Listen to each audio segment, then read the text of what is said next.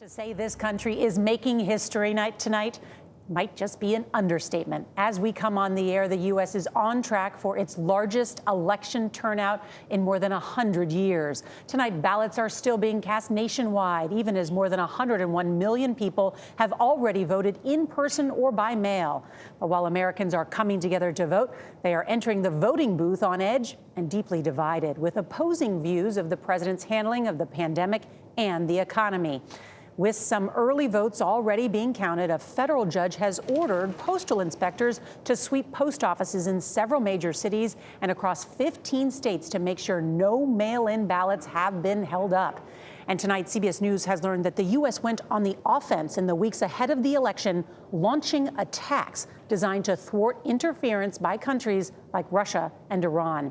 The candidates spent the day talking with supporters and volunteers. Now they and hundreds of millions of Americans are bracing for the long night ahead. With the race tight in key battleground states, there is a real possibility we still won't know who has been elected president by tomorrow morning. There's a lot of new reporting to get to on this election night, and our team of correspondents is stationed live across the country. CBS News' Ed O'Keefe is going to lead off our coverage from here in our CBS News election headquarters. Good evening, Ed. Good evening, Nora. Tonight, preparations are underway in Wilmington, Delaware, for Joe Biden to address the nation from his hometown.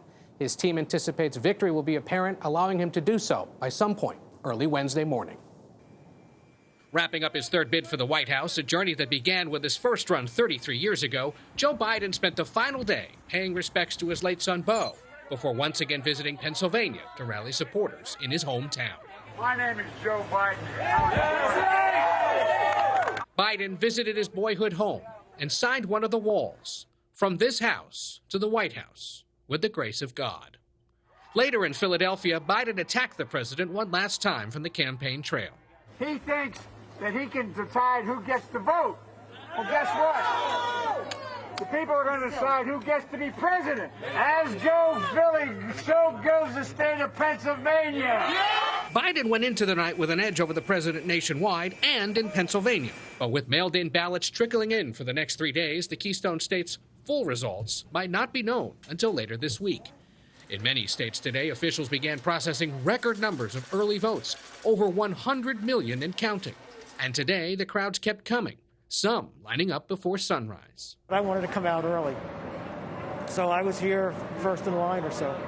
In North Carolina, about 200 college students marched to the polls near Raleigh. It doesn't matter your race, ethnicity, how old you are. I think it's just very important to vote because our life depends on it.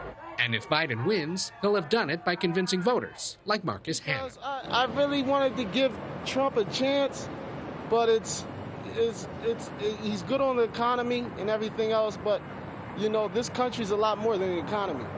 So that's why my vote's going to Biden. Nationwide, no reports of widespread voter fraud or intimidation, but a federal judge ordered the U.S. Postal Service to sweep mail processing facilities to ensure no ballots were held up for delivery. The order came amid complaints about slowed-down election mail in cities like Atlanta, Detroit, Miami, and Philadelphia. Biden's running mate, California Senator Kamala Harris, who's possibly on the verge of becoming the first woman elected vice president, also made a last-minute pitch to voters outside Detroit. Path to the White House runs right through this hood, right through.